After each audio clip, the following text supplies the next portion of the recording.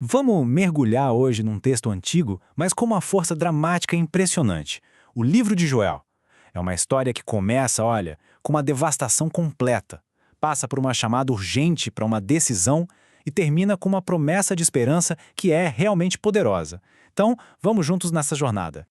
A narrativa já começa assim, sem rodeios, bem no meio de uma catástrofe. A Terra não está sendo atacada por um único desastre, mas por uma sequência deles, uma coisa implacável. Essa imagem de aniquilação total é o ponto de partida para tudo que vem depois. O nosso caminho por esse livro vai seguir exatamente esse arco dramático. A gente começa com a praga, depois vamos ver como ela se torna um sinal, um alerta, aí a gente explora o grande ponto de virada, testemunha a promessa de restauração e, por fim, chega num vale de decisão final. Então, para começar, a gente precisa ter uma ideia da escala dessa crise. Não é só uma colheita ruim, sabe? É a aniquilação completa do sustento de uma nação inteira. Um evento que deixa a Terra literalmente arrasada. E essa destruição, ela é metódica. O texto descreve não uma, mas 4 ondas de insetos, uma depois da outra. Cada uma devora o que a anterior deixou para trás. Isso cria uma sensação de um ataque sistemático, implacável, do qual simplesmente não tem como escapar. As consequências, claro, são devastadoras. É um efeito dominó. A agricultura desmorona e com ela a economia entra em colapso. Os celeiros ficam vazios. Mas a coisa vai ainda mais fundo. O texto diz que até a alegria secou. A crise é total, física, econômica e, claro, emocional. Agora, na segunda parte, a narrativa dá uma virada.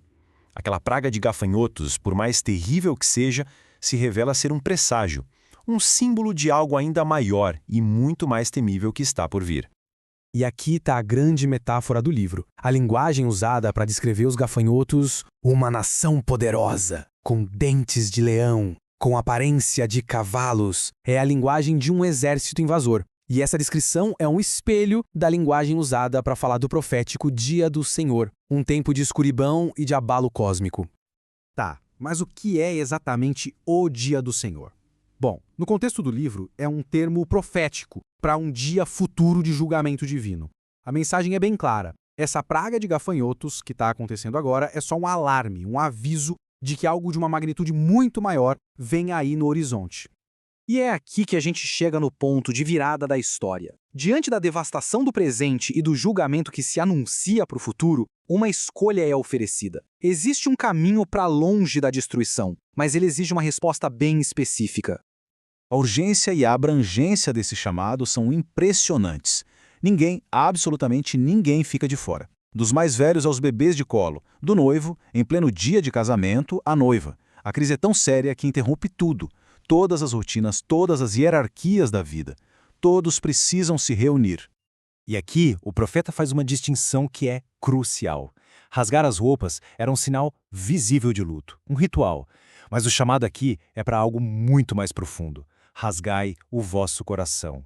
A demanda é por uma mudança interna, genuína, e não só uma demonstração de fachada. E a partir dessa chamada ao arrependimento sincero, o tom da narrativa muda radicalmente. A escuridão começa a se dissipar e uma promessa poderosa de restauração completa começa a surgir no horizonte. O que vem a seguir é uma reversão total do cenário. Cada elemento daquela desolação é desfeito. Onde o campo estava assolado, os pastos voltam a ficar verdes. Onde o trigo tinha morrido, os celeiros vão se encher de grãos. É uma promessa de restauração, total e abundante. E aqui talvez venha a promessa mais poderosa de todas. Não se trata só de consertar o presente, mas de restaurar os anos que os gafanhotos comeram. Pensa nessa ideia. Redimir o tempo perdido. Recuperar não só a colheita, mas a própria vida que foi consumida pela crise. Mas a restauração vai ainda mais longe. Além da terra, além da economia, existe uma promessa de renovação espiritual radical. O Espírito seria derramado não só sobre alguns escolhidos, mas sobre toda a carne. Jovens, velhos, filhos, filhas, servos e servas. É uma visão de uma conexão espiritual que é universal e direta, quebrando todas as barreiras de idade, gênero e status social.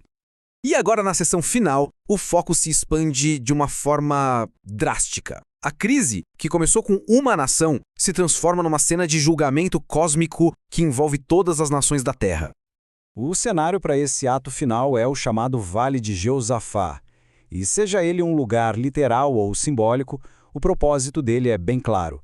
É um ponto de encontro para o julgamento divino, onde as nações serão chamadas a prestar contas. A sequência de eventos é apresentada com umas imagens muito fortes. Primeiro, um chamado à guerra. Depois, a metáfora da colheita. A seara está madura, o que quer dizer que a hora do julgamento chegou.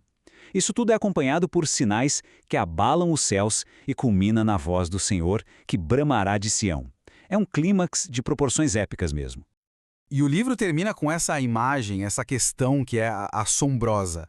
Multidões, multidões no vale da decisão.